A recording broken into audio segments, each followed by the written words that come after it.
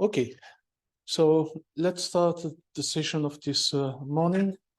So as usual, we have a lecture today. You are going to discover a special lecture this morning. And afterwards, we have our break at 10:30, and then we restart the research program at 11 until 12. And this afternoon, we have another presentation from 2 p.m. to 3 p.m. Just to mention that yesterday, no student stayed in the room. It was a little bit like bizarre. I'm happy to see you this morning. So just to let you know that we have a very important presentation this afternoon. So take care and please come to this presentation too. So it's my great pleasure to introduce Andrea Soddu. Andrea is a professor in Department of Physics and Astronomy at Western Ontario, London University. And we met, I would say, a long time ago. Yeah. In Paris. Yeah. But before we met in Paris, he moved to the theoretical physics and physics of particle. He did his PhD in this area. Then he schools the area of neuroscience when he was a postdoc in Weizmann Institute. So from at this time, he went working in also as a postdoc in Liège, Belgium, with the team of a coma team and dealing with the coma, modeling the coma. And this is the time where we met together because he comes with coma, neuroimaging, and of course, modeling. And he said, oh, there is Habib somewhere in Paris where we can discuss together. And he comes from Liège with a good friend, and we start from scratch collaborating together because the feeling was there and the link was there, and we have never stopped. I mean, collaborating together. It goes up, it goes down a little bit, go up, go down, and I hope we have several research programs who are planned right now, and I hope that all those programs will be successful so our team can again meet and collaborate strongly in the next future. So the expertise, of course, of Andrea is really a multidisciplinary discipline. You know, particle physics, modeling, coma, and then neuroimaging, and again, modeling. So pushing all of this trajectory together. So he focused on several areas like resting state brain activity, intrinsic brain activity, how this intrinsic brain activity can be modeled, how we can include the metabolism. So of course, because we are so close, so a lot of ideas are common. And we believe that this is really the way that we have to address this kind of project. So what he did that I never do, he becomes the CEO of a company that he created in London, Ontario, and dealing with more translational aspect of the research in the clinic. And this is very important, having people who think about, okay, pushing the button in a way that, okay, what is the practice of this? So he get this also a very nice experience on how we apply all those techniques we are talking about in case of patients. So again, thank you very much for coming. Thank you very much for accepting the invitation. And the floor is yours, Andrea. Okay, thank you so much. I'm very happy to be here. This is a very big opportunity. So, of course, the things that Habib forgot to mention is that when I met him in Paris, I was a postdoc, and he was a big guy director of the neuroimaging center there. And you know that what is happening, that you want to impress people, and the way you do it, you give our time. So every time I was giving him our time, and hope he will not revenge today. So, okay, so let me start by saying, mentioning something that we've already said about my transition. So I'm a particle physicist by background, theoretical particle physicist, and when I was in Israel, I was doing my second postdoc in particle physics, and I had the chance to meet an Italian that was sliding rat's brain and measuring local field potential there. And so he knew about my frustration in doing particle physics. And he started saying, why don't you just come to the seminar here at Weizmann? And then I started attending seminar. And then it happened, an opportunity to work in collaboration with the Center of Naples and the Weizmann Institute. Rafi Malak was there as an expert on resting state fMRI. And I made a strong transition from applying quantum field theory to learning independent component analysis to study resting state fMRI, right? And so that was really a big transition. And the point is that you see that just you need to forget about quantum field theory. It's one of the most beautiful tools that we have, right? And it permits the highest precision prediction, right, in physics. But then when you want to deal with the imaging data, it's not too much point to have learned quantum field theory, right? And you need to learn statistics, and you need to learn to use other tools. So that was really a phase transition, right? Because you feel it, that you are something, and then you need to become something else. Now, phase transition is something that we experience on large time scale, or we can experience every day, right? So for example, when we wake up, we experience a phase transition because we go from a state of unconsciousness to a state of consciousness, right?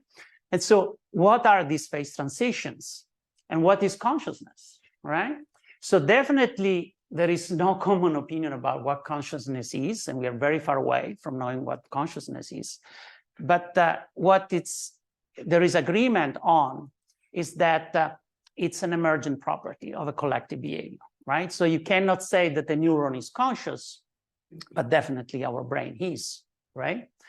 And so the point is that there are properties that comes not from the single entities, right? Like neurons in the brain or atoms in a crystal, but comes from a collective behavior of this, of many elements together, right?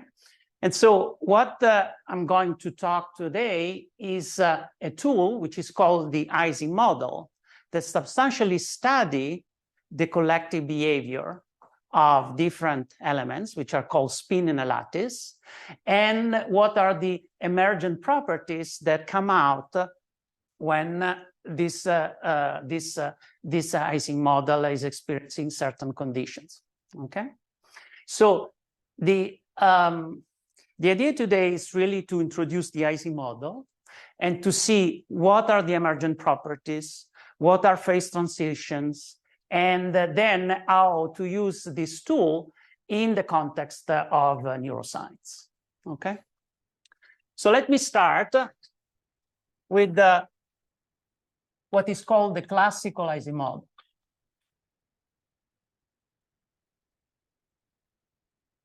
So the classical Ising model was introduced by Lenz and then the student Ising, right? And wanted to study a property that is common in certain material, that is ferromagnetism. So ferromagnetism is a property that experience like material like iron, nickel, gadolinium, that is an earth rate that is used for enhancement and contrast in MRI imaging. And so what is happening in this material is that for temperature lower than a certain temperature that is called Curie temperature, this material experiences spontaneous magnetization, okay? And spontaneous magnetization is possible because atoms that have their own magnetic moments. They tend to aligns in domain, and they make a net magnetization for temperature smaller than the Curie temperature.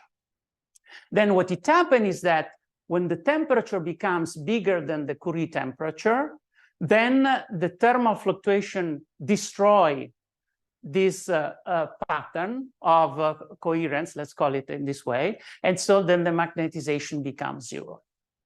So the magnetization is what is called order parameter of the system, and substantially is the parameter that controls the phase transition that is happening in your system. Okay, and so the classical Ising model can be represented for the 2D version, can be represented by a system in which you have a lattice, spin a different lattice position, right? And so usually you take a dimension. So the dimension can be, so this is a square lattice, so it will be L by L, and this is telling you the number. So if L is counting the number of spin in one direction, L is counting the number of spin in the other direction, N will be the total number of lattice spin, okay? So the very first things that you can have is that this spin can be only in two states, either up, down, or down, either up or down, okay? So there are two possible configurations, okay? And so then the very first things you know is that if you want to count the number of possible configuration that you have in the system, it will be given by 2 up to n, okay? And so one thing that you can do is, let's see if it's following me. So one thing if you can do is to calculate the energy of a configuration K, right? So you have many possible configuration of the system, which has 2 up to n. And so you can calculate the energy, which will be given by the sum over I and j. And then I will explain what does this mean, of jij si sj, okay? And so then what is this saying? Is saying that substantially, if two spin are coupled through the couple jij, right? Then because there is this negative sign and the energy wants to be minimized, right? Then these spins wants to be parallel, okay? In the case that the jij is positive. So this energy make the system be fully aligned, okay? S represents the sign of the... So S represents the spin, okay? So Si can take the values plus or minus 1, okay? And so then what you have is that specifically for the classical Ising model, so this I and J this stands for, NN stands for nearest neighbor interaction, meaning that substantially a spin, if this is the spin of interest, it will interact only with the 4 neighbors, okay? So in 2 dimensions, a spin will just have 4 neighbors, okay? So this is a local interaction. And so if the jij are all similar, then you will have just something like this, right? Common coupling.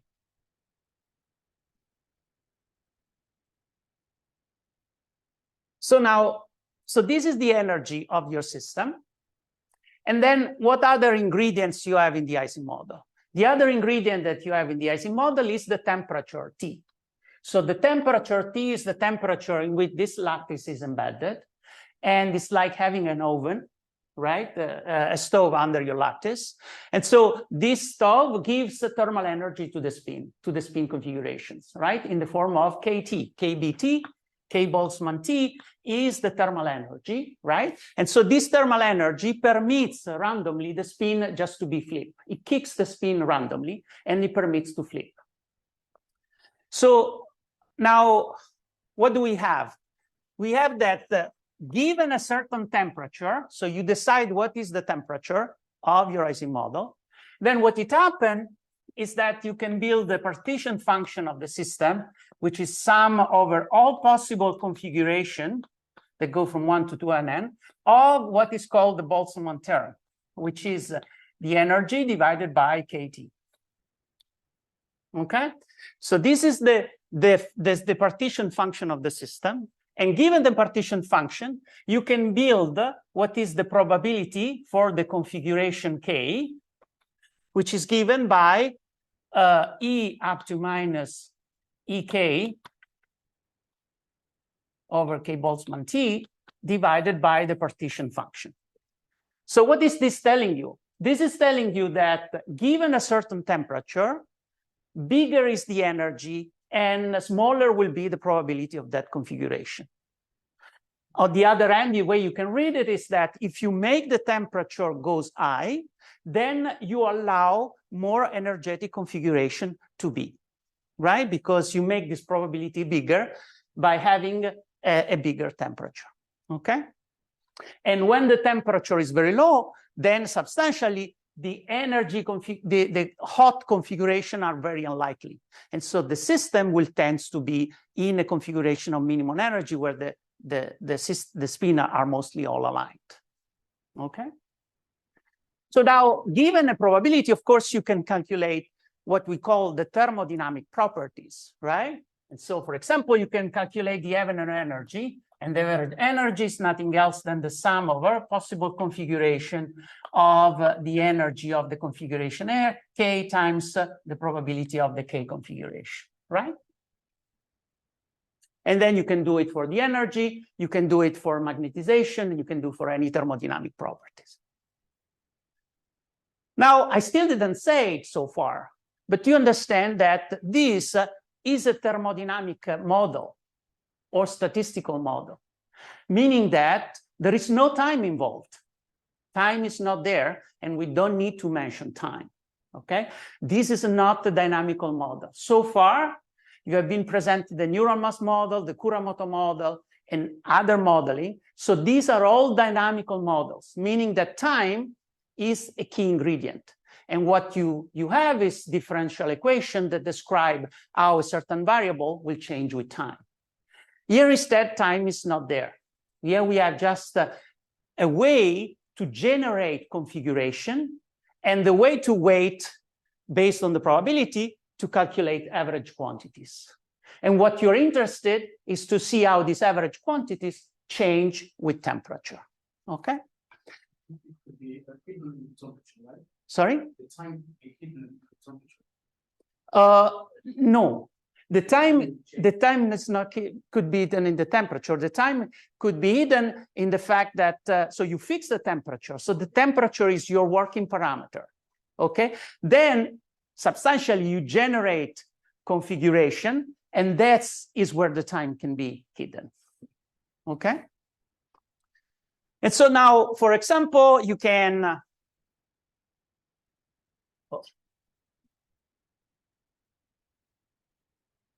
calculate the average energy.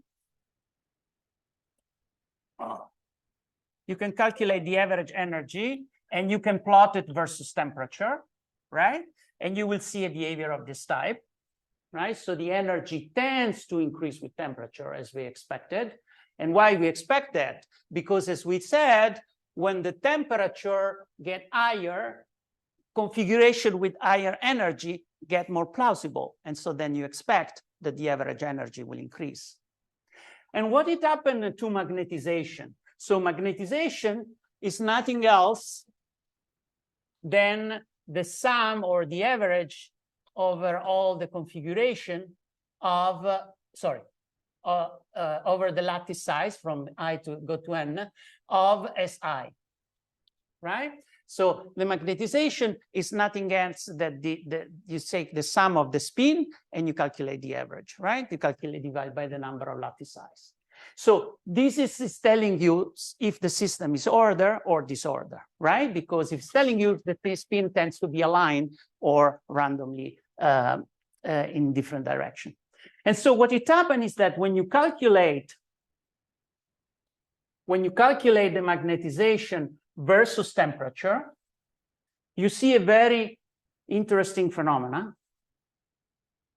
And so substantially, you have that the magnetization tends to be stable even if the temperature is increasing for lower temperature, meaning that the system has a lot of inertia.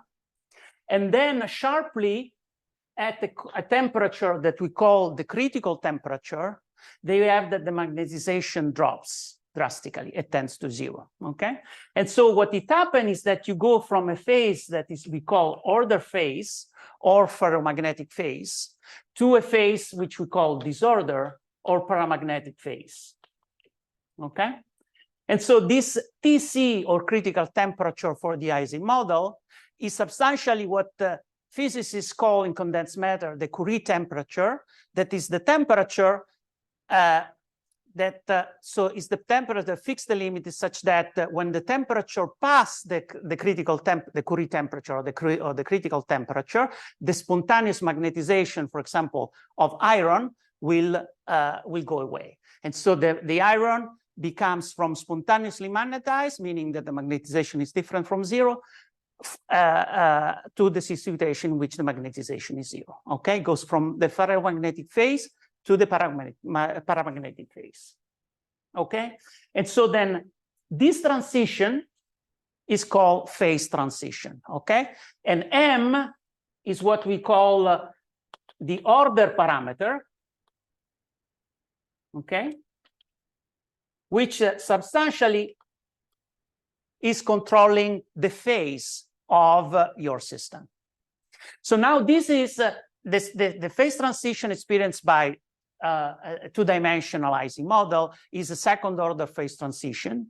And so the second order phase transition is a transition in which the order parameter changes smoothly with the temperature. So there is no drastic change in the order parameter, and there is no latent heat, and there is no coexistence of configuration. What do I mean by that? So if you look, for example, at the phase transition that you have when you boil water, so you're preparing your pasta, okay, you're waiting for the water to boil. When the water is to 100 degrees, or a little bit more if you put salt before, at that point, you have that temperature is the critical temperature of a first order phase transition. And why is a first order phase transition? Because the order parameter, that in that case is the density of the water, the density has an abrupt change, discontinuity, from the density of the water to the density of the steam, of the vapor. Okay? And so why this is possible? Because in that case, we have a latent heat, meaning that there is a moment in which you keep giving energy, thermal energy to the system, but the temperature doesn't change. And what it happens is that this energy is used to break the cohesion of the molecules in the water, okay? So the presence of the latent heat, and in the phase you have the coexistence of the two phases, water and vapor, is a characteristic of a phase order phase transition, okay? So the Ising model is expressing a second order phase transition in which the order parameter, which is magnetization, changes smoothly, okay? And there is no latent heat in this case, okay? So now, what is happening at the critical temperature at the same time? Well, what is happening at the critical temperature is something that is very important as well.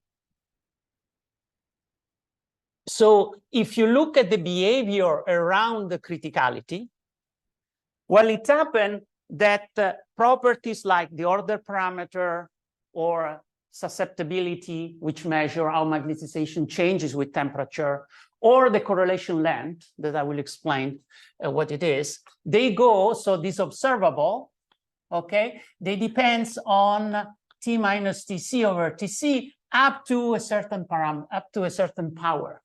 Now, these are called critical exponents and are universal for systems that behave similar to the Ising model, okay? And substantially, these critical exponents control how this observable, that could be the order parameter, changes around the criticality. So when you shift the temperature around criticality.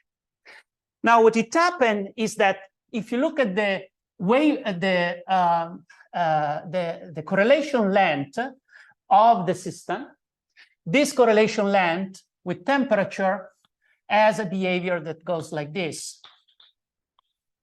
And if you take an infinite lattice size, you will have that the correlation length explodes to infinity. Okay, for a finite lattice size, instead the curve here will be smooth. So what it means that at the critical temperature, the correlation length goes to infinity. So what is the correlation length? Now, what it happened is that, so we said that you have many configurations, right? So you generate many configurations. Now, given, I lost it. Oh, given, let's say this is a lattice size at position I, and this is lattice size at this is the spin at lattice position J. Okay. Now, what you can do, you can generate many configurations, right? And then substantially here you will have a vector of 1 and -1 for position I, right? That are all the spins for that specific position, and the same here. Then what you can do, you can say, you can calculate how the spin here and the spin at position J correlate, right? So substantially, you can calculate the correlation between Si and Sj, okay? And you can see how this correlation goes with distance, okay? With distance being the number of steps that you do on the lattice for going from position I from position J. Now, what it happened is that this correlation goes like E up to minus the distance, let me call it I minus J, divided by the correlation length, okay? And times a power, let me call it Dij here. At a certain power, okay? So what is found is that if you calculate the correlation of the spin of two positions I and J, the correlation decay with distance, right? And then divided by power of the distance. So now what is happening here? What is the correlation length? It's telling you. So substantially the correlation length, so this is the dominant term in the decay of the correlation with distance, right?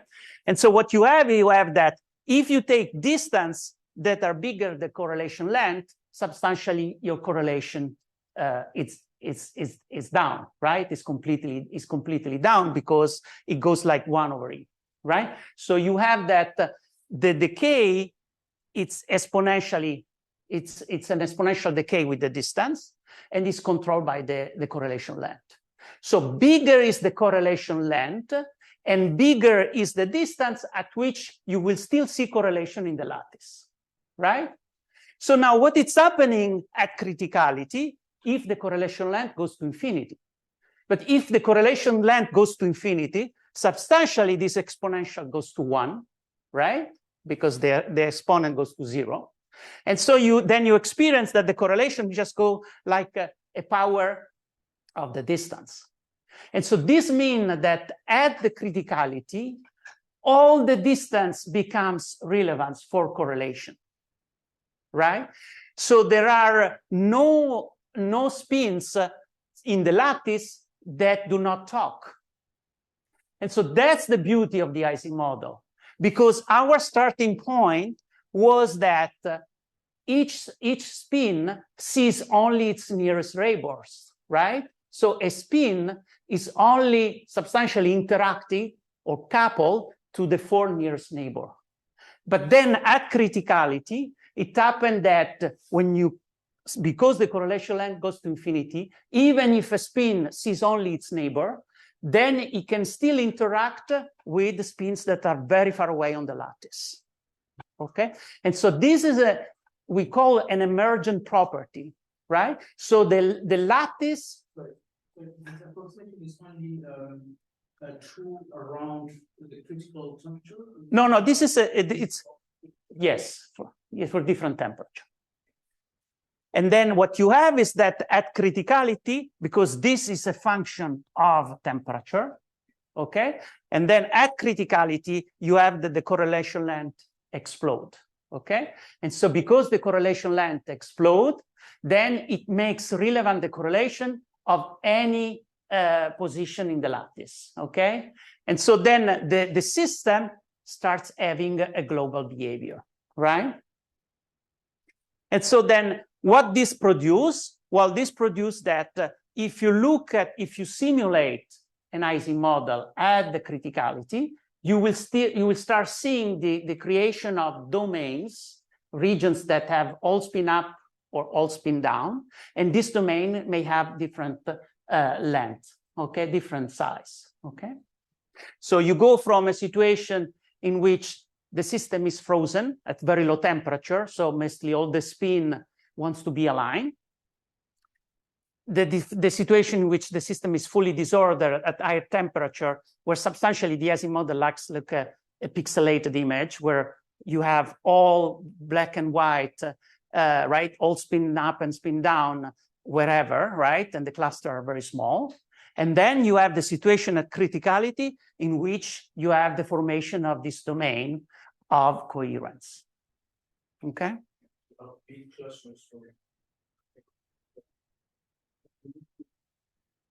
Same sign of spins and other clusters. Yes. This correlation is much stronger. Exactly. Okay. So now here there is the system. We know that it's dimensionality. It's a two-dimensional lattice size, right? And we know substantially. We know that we can calculate its behavior with a different temperature, right? And we know to calculate correlation. So in principle, what you could do is take, let's say that you want to start using this model to simulate the brain, okay? And let's focus with fMRI. So with functional MRI, you measure the Bolt signal, right? And then what people want to do is to extract what is only the neuronal component of the Bolt signal, because we know that there are some vascular effects that you want to exclude. And so you do some filtering, and then you get time courses, right? So you will decide if you want to use be at the voxel level, at the parcel level, and whatever. And let's say you are at the parcel level and you build the ρij. So you have a time course for each parcel and you build the correlation. Now, of course, a lattice size, a square lattice size, does not have any correspondence with the region of the brain, right? It's just a lattice in which you have nearest neighbor interaction and the seat. And so what you can just say, okay, but let's look at the distribution of the correlation value, right? So I generate many configuration, and then I calculate the distribution of the correlation value. And so I can just calculate my distribution, and I can do it for a temperature T, I can do it for a temperature, let's say, TC, and so on, right? I can do this for different temperature. Then I can calculate, so instead of taking, so I take my correlation matrix, and I just calculate the distribution of the value of the correlation matrix, right? And so then I can calculate what is the empirical correlation distribution of the correlation value. And so then what people could just see if what is the temperature of the Ising model that substantially create a distribution of values that is similar to the one of the brain, okay? And so the first step is just that, for example, Freiman et al., in the work of Freiman et al., there is an extra step that I will describe later. So substantially says that when you have the Ising model working at criticality, right, the distribution of the correlation value looks more similar to the distribution of the correlation value that you extract from the empirical matrix, okay? And so then there is this concept that the brain works at criticality, right? So what does it mean? That you probably heard many times. It says, oh, the brain works at criticality. What it means is that when you use models like the Ising model that wants to describe the brain, well, it happens that the best match that you can have with the data, with the empirical data, happen at the critical point. Okay? So now, can we do better than this? Of course we can do better than this. And the way to do better than this is to generalize the Ising model. So right now, as you can see, this model has just one single parameter or fitting parameter, which is the temperature, right? So now, how do we generalize the Ising model? It's very simple.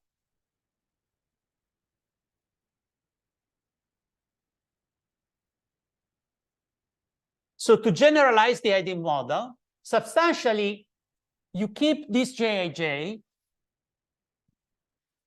variable, so it's not anymore constant. And the other point is that you made this I and j goes from 1 to n, meaning that now you allow each spin to be coupled with all the other spin. Okay, so before in the lattice, in the two-dimensional lattice, right, classical Ising, a spin could only interact with its 4 nearest neighbor. Now, substantially, what you're saying is that everybody is a nearest neighbor of everybody, right? Because everybody is interacting with everybody. But the way that they interact is not uniform, but it depends, okay, on the pair. And so, reasonably, what this guy could be? Well, this guy, it's reasonably the connectome, right? So we take our diffusion tensor imaging data, right? And we do fiber tracking, and we extract the fibers that connect each pair of parcels. So we have our brain, we consider parcel I, we consider parcel J, we calculate the number of fibers that connect region I with region J, and the activity, the bold activity in region I and region J substantially is represented by the spin I and spin J, right? So substantially what you're saying is that the spin is capturing, for example, if the bold signal is above or below baseline, right? So now we take Jij, so we build our structural connectome, and we plug it in the Ising model, right? So this is also empirical data. So now we resimulate our generalized Ising model, right? And so substantially, now what do we have differently from before? The difference from before is that now when we say region I, it specifically corresponds to a specific region of the brain. And so then when we build the correlation Ij, right?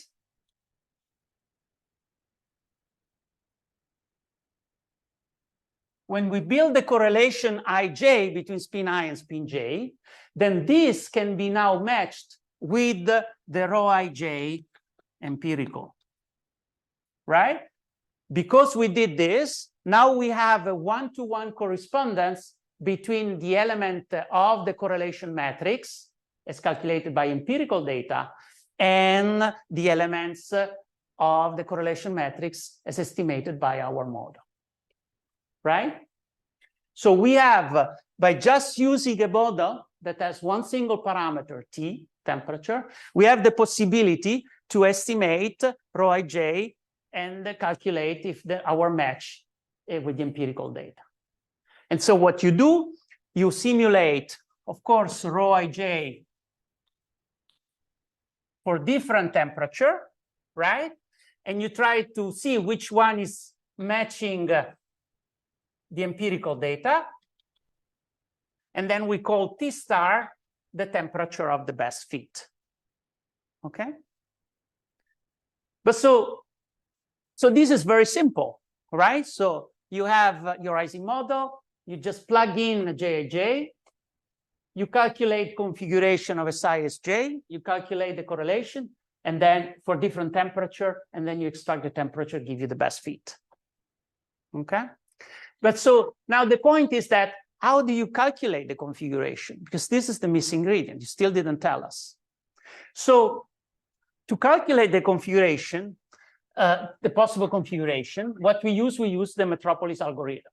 okay? And so these allow us in a very efficient way to calculate the configuration that are more likely in the system.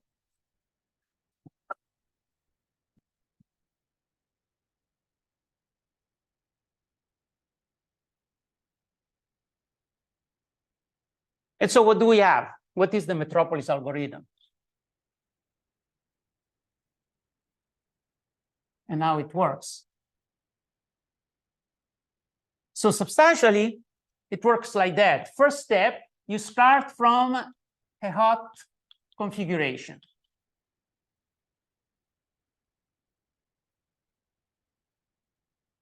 What does it mean?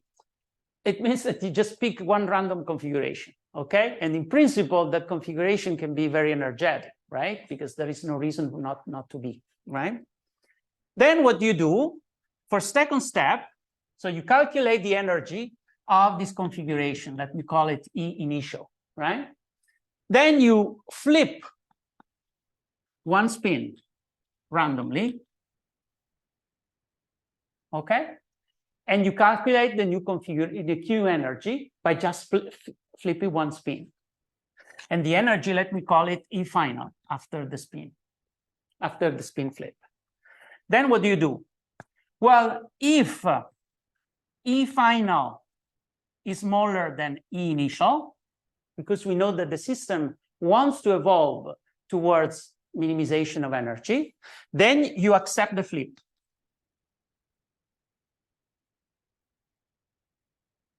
Right? And this is substantially how any minimization process works, right? You build a cost function and you try to minimize it.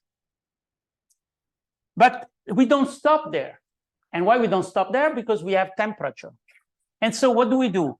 If the E final, so if we end up that by flipping one spin, the energy of the configuration is higher, well, what do? We have two possibilities. We build what we call the Boltzmann factor, E up to minus delta E over K Boltzmann T, where delta E is E final minus E initial. And then what we do, if we extract a random number, and this random number happen to be smaller than the Boltzmann factor, then you still accept the flip.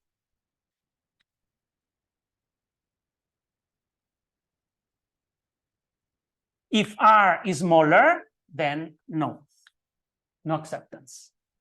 Now, this is a very, it's a minimization technique that works very well. So it's simulated annealing and wants to simulate the fact.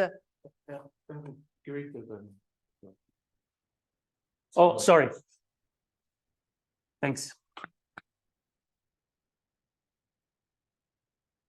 So this is called simulated annealing. And so this is simulates substantially what's to simulate what it happened when you want to, you're cooling a material and you want the material crystallize. And crystallization means that the crystal will reach its minimum energy. Now, what it happened is that if you make the temperature cool down too rapidly, then the system will not crystallize perfectly. So will not crystallize its minimum energy, okay? If instead you let the temperature go down slowly, you permit the system to crystallize properly and to reach its minimum configuration. And so this is a technique that is used for in general for minimizing a cost function when your parameter space is very big. You have many variables, right? And so the conventional minimization process that just want to go down along the gradient, right, of steeper direction, do not work because they got trapped in local minima. Now, this method, what does it do? Even if it gets trapped in local minima, because allows the cost function to go up at a given temperature, then can escape the local minima and then go down for the global minima. Okay? So now what is happening here? So substantially here, you have a criteria, a recipe to create your configuration. So you start from one configuration and you keep generating configuration. And then given this configuration, then you can calculate all your properties. Yes. Yes. So temperature is always constant, okay? Temperature is constant, and then you, for a simulation, and then you play with the temperature again to simulate the system at a different temperature, okay? So now you have a way to calculate as many configurations as you want. Then you can calculate the ρij, and then you can compare it with your empirical data. Now, is this the proper way to do it? Well, what Freeman et al. Suggested is that instead of just treating the generalizing model as a thermodynamic model, so not having time at all, he wanted to make the model artificially dynamical. Okay, so the Ising model is not dynamical, it's a thermodynamic model, statistical, but you can make artificially a dynamical model. Okay, so how do you do that?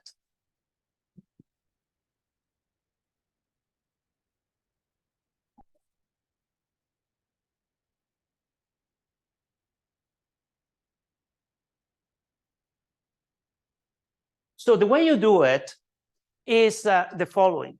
So when you start with the configuration, which is, so let's put here the average, the energy of your configuration.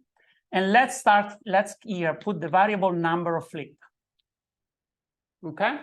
So what you observe is that when you start from the configuration, as we said, usually this configuration is very hot, right? For a given temperature, right? So temperature is fixed. Then what it happens is that if you start doing this flip, right, the system will tend to thermalize, right? And so we say that when the energy reaches a value, which we call equilibrium energy, it means that the system has now thermalized, and substantially the fluctuation that will be on the energy, right, will just be fluctuation coming from the thermal energy, right? But the system reached a value of energy that substantially is pretty much stable, right? And so now what has happened is that when you reach the equilibrium energy, right, let's call this configuration like your time equals 0 configuration. So we look at the behavior of the energy, right, versus number of flip, and we see that the system is now thermalized, right? And so at this point, right, in number of flip, let's call this configuration the configuration at time t equals 0. Now, what Freeman et al. Did is say, okay, now instead of flipping one spin at the time, let's test for flip all the spin randomly, right? So if you have, let's say, a parcellation of 100, you test for flip all the 100 spins by using the same Monte Carlo simulation here, Metropolis algorithm. And so after testing for flip 100, the 100 spin, you come up with a new configuration. And we call, so this is 100 flip, or let's say n flip, because equal to the number of spin. And we call this one the configuration at time equal 1. So substantially, we claim that after testing for flip all the spin in the lattice, so after giving each of them the possibility to flip, we claim that we generated a new time point. And we keep doing this. So this is the configuration at time equals 0. This is the configuration at time equal 1. Then we run again for n times, and we generate the new configuration we will call the configuration at time equal 2, and so on, right? And we do this as many time points we want to create. Okay? So of course, bigger is the lattice size, and bigger is the steps that you need to do between one time point and the next one, right? Now, then you take substantially this snapshot. So let's focus on this region I. You take this value, this value, this value, and so on. And that will be the value that will go in the time course of your spin. So now you have generated a time course for region I, which will look like this, right? Either 1 or -1, okay? And that's as many time points as you want. And then this time course of 1 and -1 represents your bold signal in that specific region, right? And so right now then you just have your time course. You can have the need to have an analogic signal to make a correlation. So you correlate this time course with any other time course, so you build the correlation matrix. So now you have a simulated correlation matrix at temperature T, right?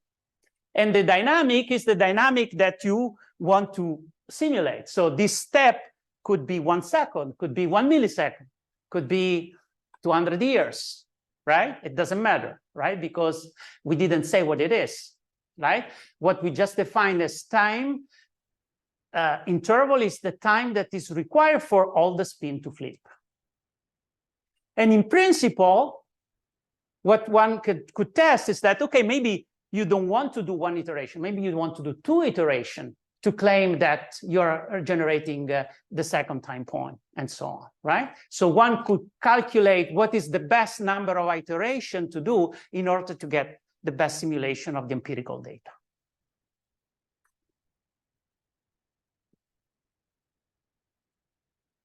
Okay, so now we have a way to calculate the correlation matrix.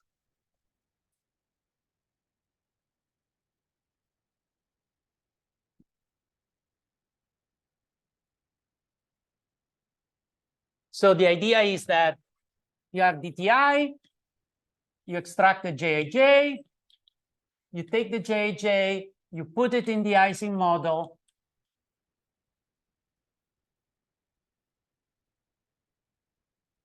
okay? And then you split a simulated correlation for different temperature. At the same time, you measure fMRI, right? And you calculate the correlation matrix empirical, and then you match these two, and you get the temperature D star that gives you the best match. Now, what is the beauty of this? Well, the beauty is that you're using only one fitting parameter, right? Which is already a good thing. But what is the nice thing, the nice surprise, is that when you do this match, right? Well, it happened that T star is very close to critical temperature. So meaning that substantially you don't even need a fitting parameter. You're saying the brain is bestly described by an generalized Ising model, which has the connectome in it at the critical temperature, right? So you don't even use a fitting parameter. So this is very powerful. So now, well, one thing that you can ask is that, okay, so this is good. And what you can tell about the dimensionality of this system? What is the dimension of an object in which everybody is connected to everybody? For the lattice size, square lattice size into dimension is clear, lives in the space, in the flat space. We know to calculate the distance. But what is the distance of a graph like this? So substantially, this is what it is, right? It's like a weighted graph. We see them many times. What is the dimensionality of this object? Is 2, 3, 4? What is it? Well, the point is that we have the way using the Ising model to calculate the dimensionality of this object. And how can we do it? Well, if you remember how the correlation between two lattice size, right, for the classical Ising model goes. It goes like E minus dij over the correlation length times dij at P0. And so it happened that for T bigger than Tc, for temperature higher than the critical temperature, P0 is equal to D minus 1 over 2, where D is the dimensionality of the model. So in principle, what you can do for the Ising model, let's say, start with the 2D Ising model. You know what the dimensionality is, it's 2. So you calculate the correlation, you generate many configurations, and then you calculate how the correlation decays with the distance. And you know what the distance between two lattice size is. So you can plot how the correlation decays with the distance. Then you fit, for different temperature bigger than Tc, you fit your curve with this function, and you extract the correlation length and this parameter P0. And then by the fitting, using this relationship, you calculate the dimensionality. And if you do this, you get D equal to 2 for the 2D classical Ising model. Okay? But now this game can be done also for the generalized Ising model. Right?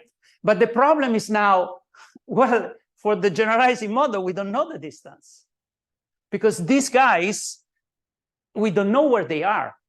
We just know how they are coupled, right? So what is the distance here? We cannot do the same game. Well, then you need to come up with the concept of distance for the generalizing model.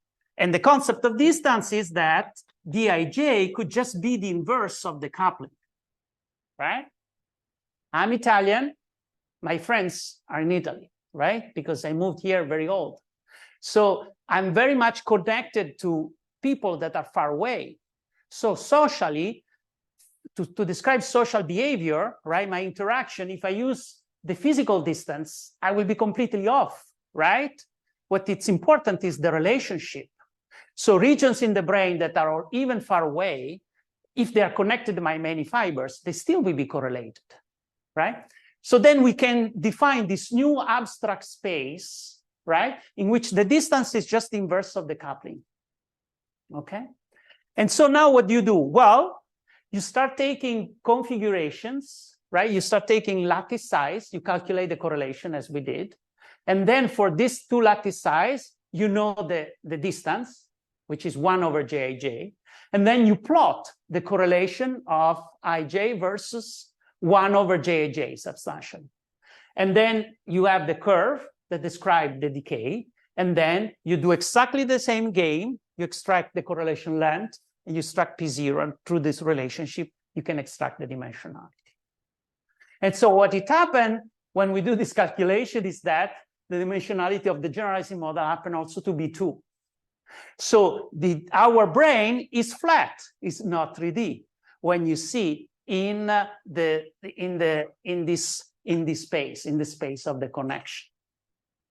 Okay. This is, I mean, would be the same as the degree. I mean, if you consider the degree distance. I mean, if you threshold, for example, the coupling or whatever the private traps, you say that well, two regions are strongly connected, then they're directly connected. Yes, yes. But so the point is that the difference when you calculate the dimensionality here, and that's in fact some work in progress, is that when you calculate dimensionality here, it's not only depending on the jij, where the graph strength, for example, you can calculate, but it depends also on the critical behavior induced by this jij in the Ising model, right? Because to do this, to calculate the correlation versus distance, right, at different temperature, depends from the Ising model itself. There is an extra layer, right? So you can calculate everything here, or you plug things here, and then you calculate how correlation goes with distance, and then you extract the dimensionality. And what, in fact, what we want to see, if this dimensionality calculated in this way, bring something that the global properties calculated right away at JAJ level cannot tell you. Okay. Okay, so in this last 20 minutes, or maybe there are, but people are asking questions, so I can give a little bit. Okay, so I want to compare the Ising model with the Kuramoto model.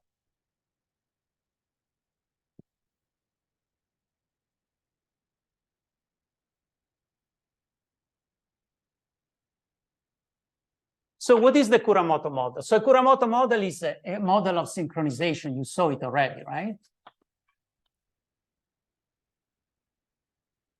So this is a dynamical model, right? Time is introduced, right? And so what you have that, so you have oscillators, and this will be equal to omega I minus k over n, and then sum over j of the sine from 1 to n of sine of theta j of t minus theta I of t. And then possibly some noise. Okay? And so you do this for each of the n oscillator.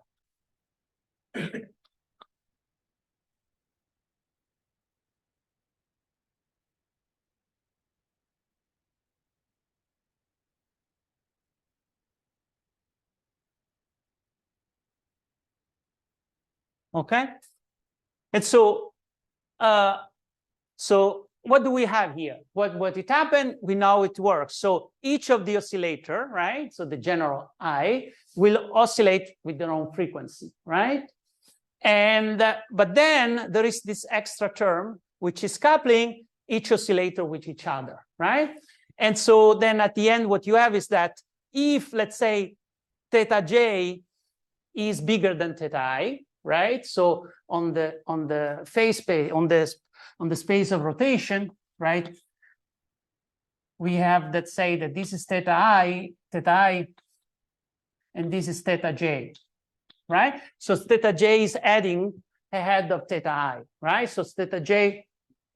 Theta n for in the equation. Oh, here we have theta n. No, sorry. No, theta j minus theta n. Thank you. So what do we have? That if theta j is running ahead of theta I, then this is positive, then the sign is positive, and so substantially these negative signs makes the angular frequency a little bit smaller. So this guy will start going a little bit. Okay, wait a second. I'm saying it.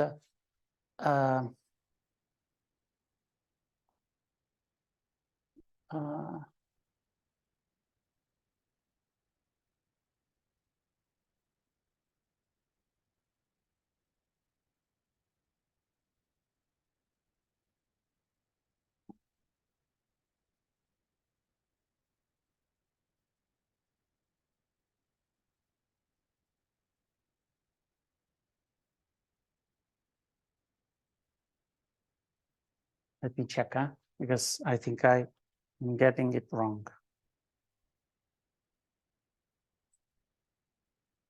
Yeah, that's why it was not coming right. Okay, this is plus sign here. So what you want is that. So if theta j is running ahead of theta I, right? What you have is that theta j minus theta I will be positive. So the sign is positive. And so then you want that theta I will be its own frequency plus a little bit something more, right? So that the frequency will be a little bit increased and theta I can catch up theta j, okay? Vice versa, if this one is behind this one, this will be negative, and so it will be substantially theta I needs to be slowed down, okay? And so what it happened is that you can build up for the Kuramoto model an order parameter as you did in the Ising model for the magnetization, right?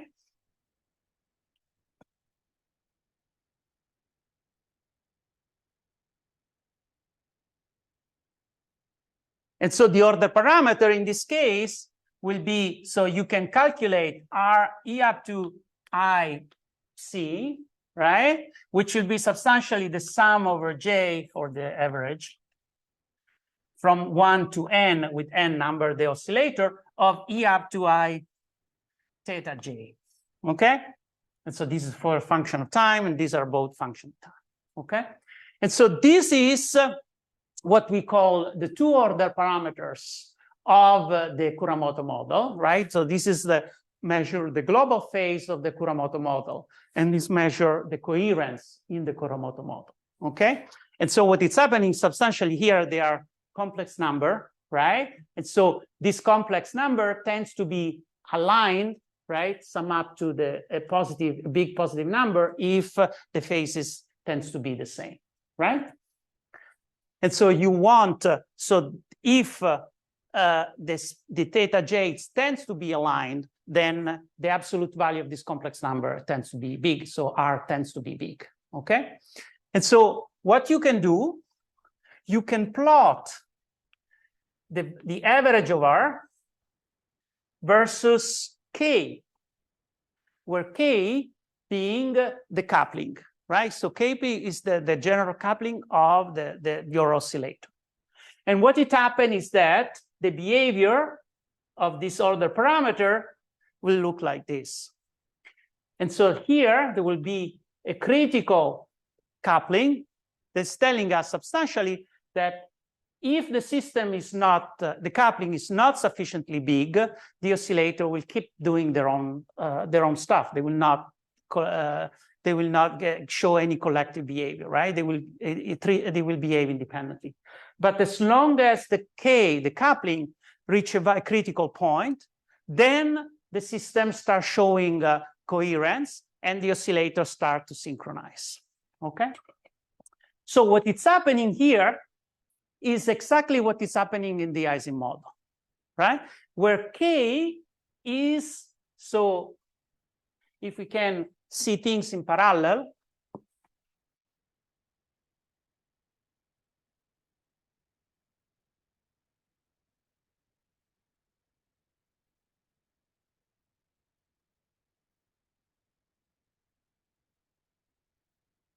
so this is the gene generalized Ising model. And then let me call it here the generalized Kuramoto model. Okay? So what is the gym? So the gym is the energy is equal to minus sum over I and j from 1 to n of jij si sj. And then we have the temperature, which is our parameter, right? So, and this generalization here permits us to associate in a one-to-way relationship our correlation matrix to the empirical correlation matrix. In the same way, for the generalized Kuramoto model, so substantially you have that theta I dot is now becoming omega I plus sum for I and j go from 1 to n of jij sine of theta j minus theta I plus a possible noise. So in the same way people have generalized the Kuramoto model, oh, here I put K. Okay. So in the same way people have generalized the Kuramoto model by saying that instead of having a common coupling, you have a coupling that depends on the pair of the two oscillator, okay? And then what do you have? Well, on top here, you know that this object, right, depends on time. So here you have theta j of t minus theta I of t, right? But then what we saw from the lecture of Victor, right, is that it's so much important to have delay, right? And so in the Kuramoto model, of course, you can extract delays that may depend on a Faber. And so this will be the argument of your sign, okay? And so if you see the paper of one of the paper of Deco, well, they show something which is very much indicative. And so they put here the general delay, okay, so an average delay. And they put here the average order parameter that measures substantially coherence of your system. And so what it happened is that when you plot, sorry, here you put, sorry, I made a mistake. Here you put K, the coupling, okay, the average coupling. And so what they are plotting is the coherence of your system. So the absolute value of R, okay? And so what you found is that when you plot in a scatter plot, so you're plotting the value of R versus these two parameters. What it happened is that here you will have high coherence, and here you will have low coherence. What is telling you this? It's telling you that if you have a low delay, very small delay, then as soon as you have a coupling that is big enough, it will give you coherence. But if you have a big delay, then to have the same high coherence, you need to go very high in coupling, okay? So bigger is the delay that you introduce in your system, and then bigger needs to be the coupling of the oscillator in order to have the same coherence, okay? So we still need to think how to introduce a time delay here, right? So at this moment here, everything is substantially instantaneous, right? So there is no delay inserted. Of course, what you can do, you can imagine having,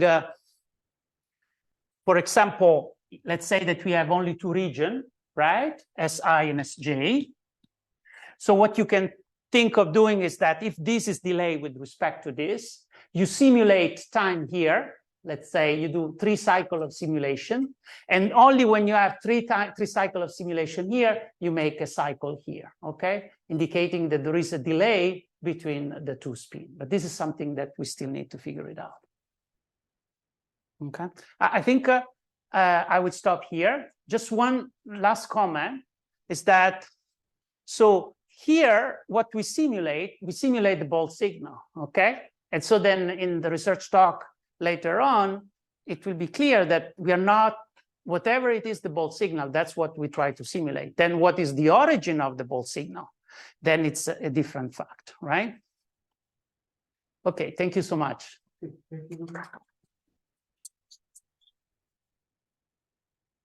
Okay, so I think that there are a few questions can come from the audience. Yes.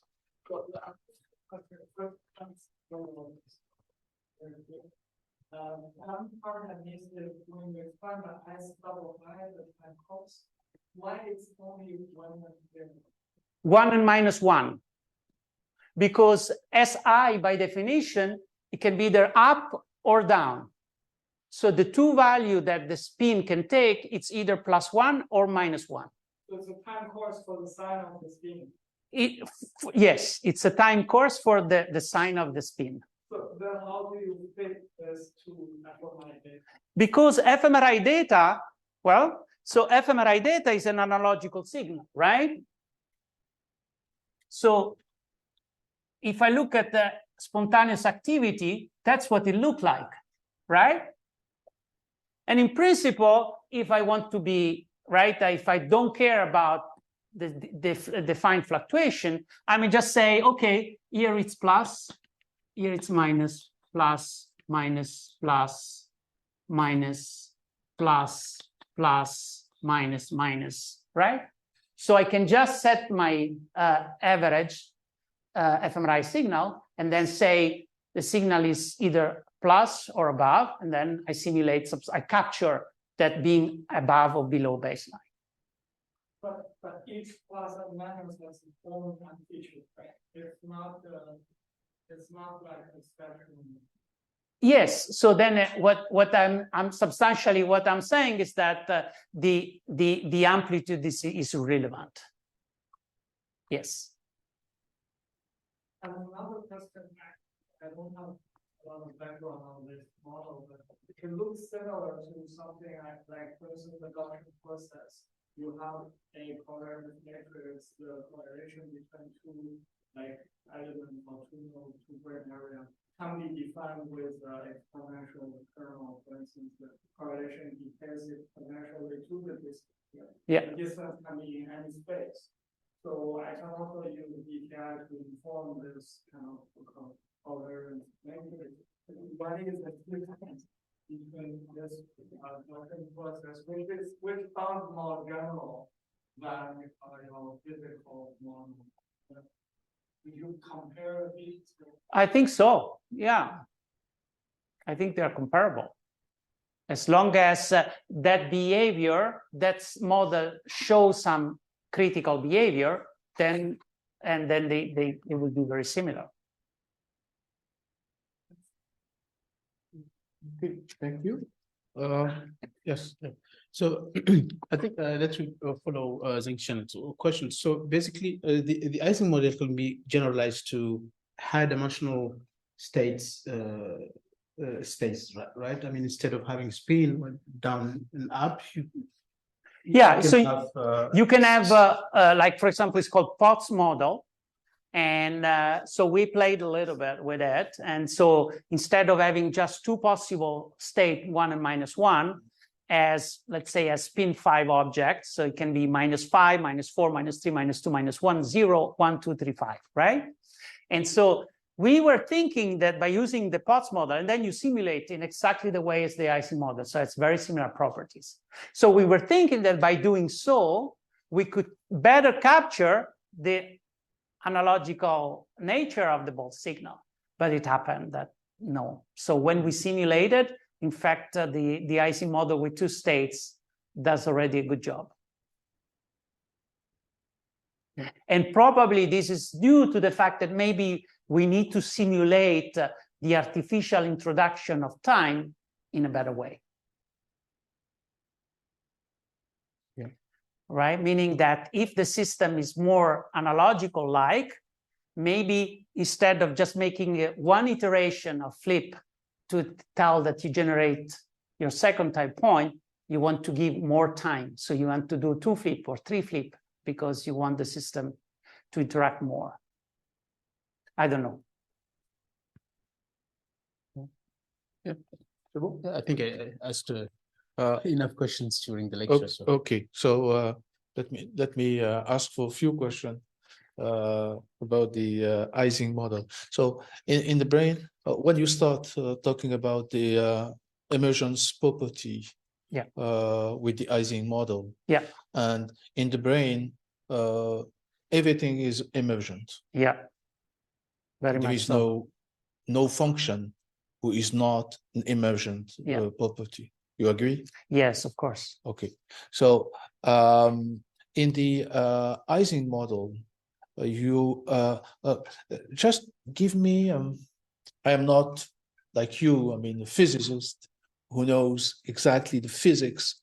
So, what's happened at the critical level? I mean, the critical temperature, where we move from magnetization to amagnetization, or where for the brain we move from activity of population of neurons to a function.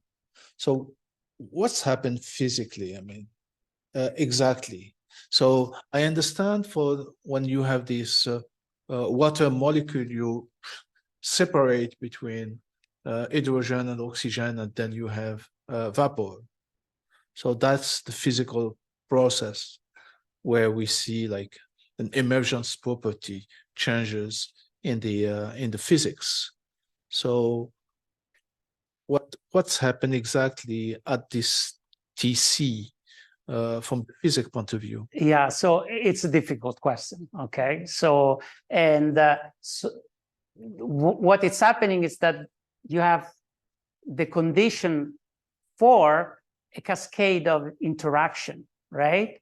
Because you need to, like for example, in the classical Ising model, the interaction is still local. It's not that it's changing, right? It's still local.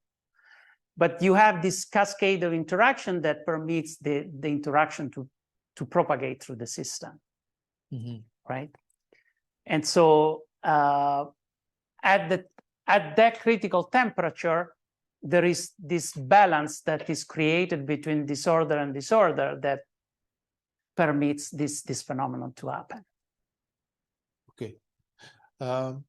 If we look at carefully to the Ising model, so GIG, which is the connectivity, JIG, yes. code for the space or the connection, and this space is very important to help the emergence of the property or not. Yeah. So this is a very important Yeah. aspect of the space is there. Yeah. So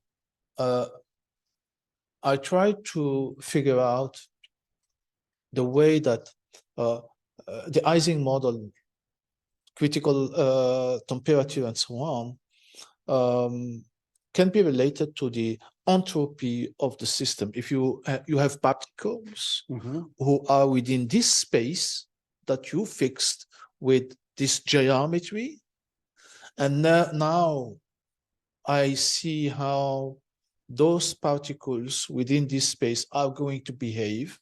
They are going to interact locally, or they are going to interact at a large distance, exactly as we did with entropy of a system, and we see the molecules who are interact depending on this constraint. So who code for the geometry? I mean, the constraint code for the geometry. And if we make them like we let the geometry, free, the particles are free, can interact with each other. So in this case, the entropy increase. So increasing the entropy or decreasing the entropy or constraining the entropy code for the underlying geometry. Exactly. Yes. So how it works with the Ising model, because it works in exactly the same way, right? And so what you're referring to is substantially how you move the critical temperature, meaning how you move in the temperature direction, where the transition between order and disorder will happen. Yes, that's right. My question. And so there is a famous work that substantially is telling you that if you want to calculate, you can calculate for the two-dimensional classical Ising model. You can calculate, so this is K. Boltzmann, how the KBTC goes, okay? And so this goes like J, which is the common coupling for the two Ising model, divided by 2J, divided by the log of 1 plus square root of 2, okay? But so the main important, the main concept is here, that if you make the system, the interaction, the coupling stronger, substantially before you go to the disorder phase, you need to go increase more the temperature, right? Which will make sense. So now, when you have the JIJ, right? You still see, of course, things are more complicated, right? Because here you don't have just the common coupling, right? So you cannot calculate analytically the expression of the critical temperature versus the J. But so what we found is that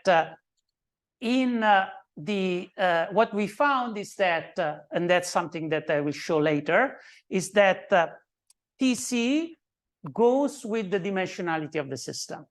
And this is also well known. So if you make the system more dimensional, the dimension get bigger for the classical, the critical temperature will increase, okay? And so what we found, and then I will show later on, because we applied this concept of dimensionality to severe brain injury with disorder of consciousness, in which the JIJ, the structural connectome, changes remarkably with respect to an healthy subject. So the geometry changes remarkably. And so what I will show is that in these patients, the dimensionality of the brain increases and the critical temperature increases. So this is in fact an indication of it's everything in the JJ. So if the J changes, then your critical temperature and the dimensionality of the system will change accordingly. Yeah, which makes sense. In the generalization of the Ising model, so you still have the spin +1 -1. Yeah. And in the brain, you comes with you decide that the ball signal, depending on the baseline, if it's above, it's plus, otherwise it's minus. So this mimic the variability within the ball, and you comes with this Ising model for the ball. We can also try to look at when we consider a voxel active or non-active. What I mean by that is that let me take the example of, we have a paradigm, we include the paradigm, we have voxels, and from the statistical point of view, we calculate with the linear model, we calculate if the voxel is active or non-active, okay? So we can decide with a kind of statistics like this, that we affect beta and the testing, say active, non-active, depending on some error. Okay. Okay. And I decided to define an Ising model based on the beta coefficients, where I can see voxel active or non-active. So, and I try to, in this case, I have like a geometry of the activity. Mm-hmm. And so if I take this view, what the critical temperature could be, what does it mean? If I'm looking at beta active, non-active, and I define SI depending on the beta, +1, -1. Yes. And so I can come with a static Ising model based on the fact that voxel are active or non-active. Okay. Well, probably I still don't understand completely your question, but so the Ising model can simulate any system in which you have a binary, each site has a binary variable, right? Two state, okay? And so the point is that the main ingredient of the Ising model is that this has this concept of temperature, which is your tuning parameter that permits substantially tell you if the connectivity, the interaction is relevant or not. Because when you make the temperature very high, substantially you're making all the interaction irrelevant, because the temperature is so high that the spin will flip independently if it's interacting or not with the other spin, okay? So what the temperature does, it's a way to give less relevance to your coupling. It's like in the Kuramoto model, you have a way to make this guy smaller and smaller, right? By increasing the temperature. And then what it happened at criticality is that what is happening is that there is a temperature for which there is a change in behavior, right? And specifically, this change in behavior is due to the fact that at criticality, the correlation length explode, and so spins that are also far away, they can start interact. Okay. But so for everything, every system, like for example, neuron firing, right? So for every system in which you have an on and an off state, right? They can be described by an Ising model. That's exactly my point. So yes. If we move to the neuronal activity, yeah, and we can model how the population of neurons is going to behave. Yeah. And usually the conventional system that we use is sigmoid. And we know that depending on the stimulation, you are going to activate or not the population of neurons. So we can decide that above a certain threshold, the population is going to fire or not. Okay, so in this case, for this population, we have like an Ising model. I mean, we have two states, active or non-active. Yeah. And then we can define an Ising model from this population of neurons. Yeah. And see how those populations are going to create, because I am interested by this critical temperature. And this critical temperature is the way that I can say all those activity of population of neurons is going to create, emerge, a function. Yeah. So I try to code the brain activity at the level of when I can decide that a function is there based on what you say about this Ising model and temperature. And I know that at some temperature, if I decide who is active, who is not active, I can decide if the function emerges or not. Yeah. Absolutely. Okay. So the main point of the Ising model is that if you know this guy, then you can simulate everything.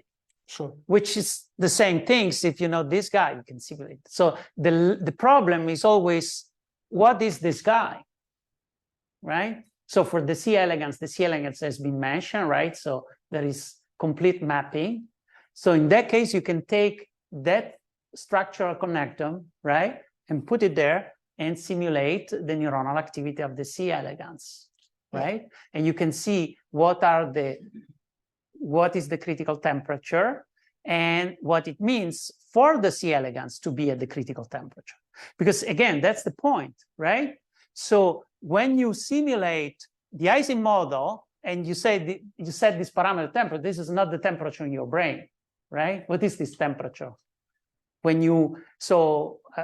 during my research talk, right, then it will be a little bit more clear what this temperature could be. Right? But what is this? The equivalent of the temperature of the Ising model for the brain, what it captures, right? So that's the main point, right? And if we know the relationship between this parameter, T, and whatever it's in the brain, that will be big, because this will really give us the understanding of how to use the Ising model for the brain. Conjecture. So this temperature is related to the energy of the system, and this energy, because at this stage we didn't see where the other cell, we talk about GIG, and you mentioned this is the axonal connectivity between population of neurons. Okay, I agree, but what we put in SI or SJ, this is something completely different. At this stage, the model says, oh, +1, -1. I agree again, but what is this +1? What is this -1 regarding the brain activity? So we can still focus on population of neurons, see how those population of neurons are going to behave, and then decide with the criteria that we define, oh, here they are activated, here they are less activated. Okay. Yeah. But defining this means that I know enough about all the players who make this population activated or non-activated. We talk about the astrocyte, how the astrocyte control for the fact that, okay, they let them going on or let them going down. So all of this make the system, I mean, the temperature of the system is the way that this connectivity, I mean, from the physiological point of view, emerge for those population of neurons. So maybe the concept of temperature can be related to the fact that I release more glutamate, more GABA, and with this, I increase the stability of the population of neurons.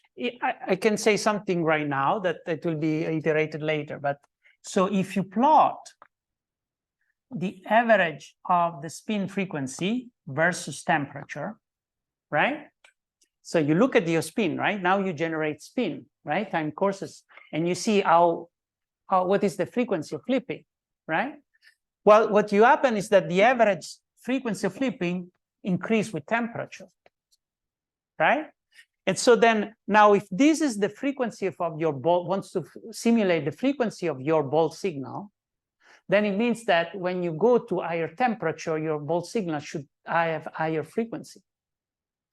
Now, in fMRI, we have the habits to say that we want to capture the neuronal signal that goes from 0.045 hertz to 0.1 hertz, right? But in principle, it could not be the case. In principle, the fMRI ball signal, the neuronal component, could have different range of frequencies, right? And so then if you ask, okay, where do you observe lower frequency in the brain and higher frequency? Well, if you, as I will show later, if you induce propofol, so if you induce an anesthetic state with propofol, then it happens that the induction is mostly in the frontal area. And when you calculate the average frequency of the empirical ball signal in the frontal area is much higher than in the posterior, in the precuneus, for example. So then if you want to simulate this effect with the Ising model, it's like saying that because two different parts of the brain, they oscillate at different frequency, is equivalent to say that they experience different local temperature. So it's like saying that the Ising model has a global temperature, but there is something that then break this globalization, this symmetry, and different regions experience different temperature.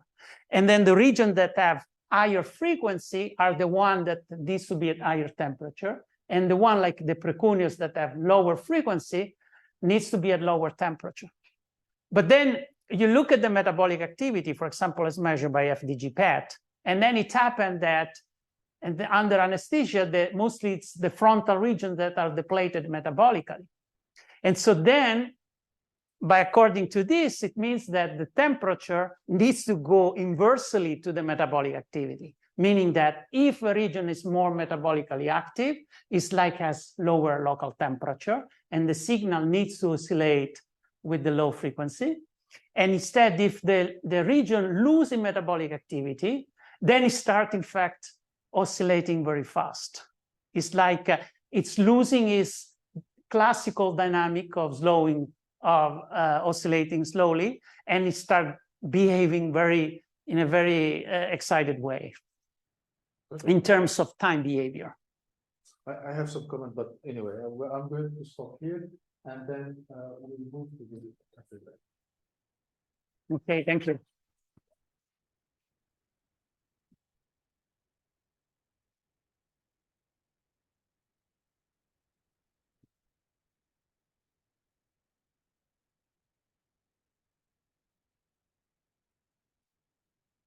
This is the best way to present. Shows